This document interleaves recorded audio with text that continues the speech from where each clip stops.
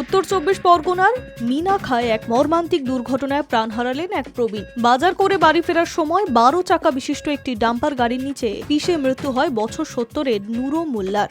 তিনি মিনাখা ব্লকের চাপালি গ্রাম পঞ্চায়েতের ঘোনারবন এলাকার বাসিন্দা ছিলেন। স্থানীয় সূত্রে জানা গেছে, মিনাখা ও হাসনাবাদ থানা এলাকার সংযোগস্থল ভেবিয়া শ্মশানে চাঁপা পুকুরের দিক থেকে মালঞ্চর দিকে যাচ্ছিল একটি ভারী ডাম্পার। সেই সময় বিপরীত দিক থেকে বাজার করে সাইকেলে করে ফিরছিলেন নুরো মোল্লা।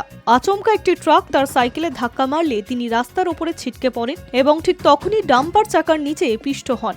ঘটনাস্থলেই তার মৃত্যু হয়। দুর্ঘটনার খবর ছড়িয়ে পড়তেই এলাকা জুড়ে চাঞ্চল্য ছড়িয়ে পড়ে।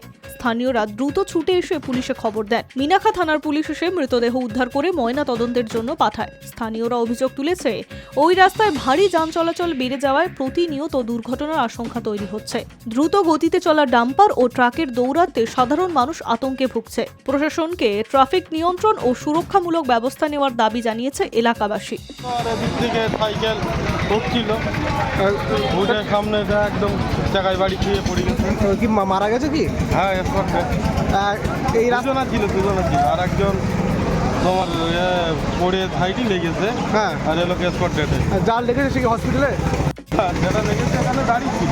আচ্ছা আচ্ছা, না হসপিটালে নেওয়ানোর সময় দেয়। পুলিশি নিয়ন্ত্রণ হলে ভালো এখানে। হ্যাঁ, পুলিশি নিয়মকানুন পুলিশ তো এখন অব্দি আসলো হবে মনে হয়। নিহতর পরিবার জানিয়েছে, প্রতিদিনের মতোই সকালবেলায় বাজার করতে বেরিয়েছিলেন নুরো মোল্লা। কয়েক মিনিটের ব্যবধানে তাদের জীবনে নেমে আসে অন্ধকার। তার মৃত্যুতে এলাকায় শোকের ছায়া নেমে এসেছে।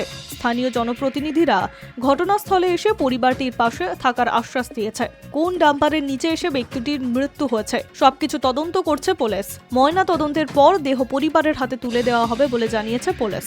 High news network.